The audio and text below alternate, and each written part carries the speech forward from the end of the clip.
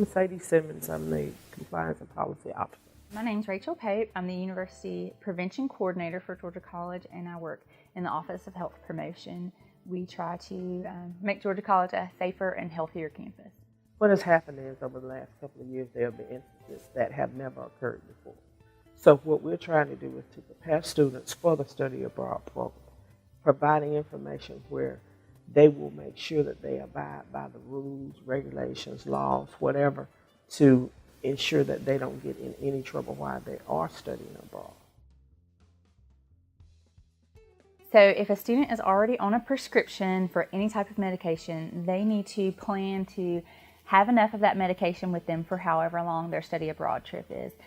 They do not want to get to their foreign country and be there and not be able to gain access to having that prescription again. So if they're on a medication, making sure that they have enough to last the whole time that they're there, as well as if they are on a medication, specifically a mental health medication. So anything for depression, anxiety, your ADHD medicine, anything like that, we want to make sure that you continue to take that when you get into your host country. Also be very mindful of mixing your medications with alcohol and other drugs.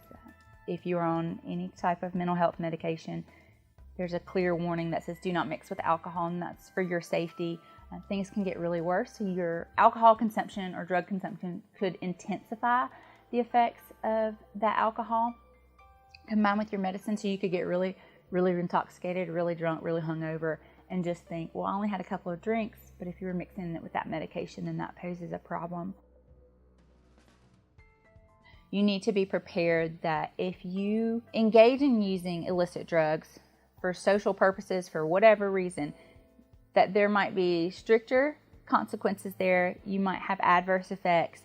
And then knowing that if you take something in a foreign country and there's an adverse reaction, so let's say your friend takes some ecstasy that they got and they just completely zone out of it. How are you going to respond to that? Knowing that you have to have a plan of how to get them to safety, making sure that you are honest if paramedics or EMS are called, making sure that the person in question or you, the caller, is honest with the paramedics and police.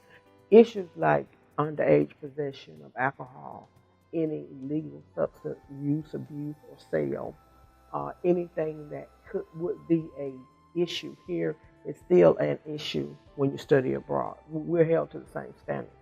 And the students need to know that if they break a law there, even if it's not breaking a law there, then when they come back, there could be a student judicial issue, and they will have to go before the student judicial, and there could be consequences for the actions that are taken, even though they're overseas. The key area is to ensure that students remember that even though they are studying abroad, they need to know the rules of host country, and then they still need to remember that they will still be responsible for abiding by the rules of Georgia College and State University. Going out with your friends, not just going on somewhere by yourself, making sure you go down to wherever you go and come back with the same people. You don't bring back somebody you don't know, or you don't go off with someone you don't know. And then making sure that your friends are honest with you and saying, hey, I did take something. You need to be mindful that these are some of the side effects that could happen. So just having that open relationship with them. I reiterate, the important part is ensuring that the student does what he or she has to do in order to not violate any law, whether state, federal, local, any of those laws. Because if they do, there will be consequences for it.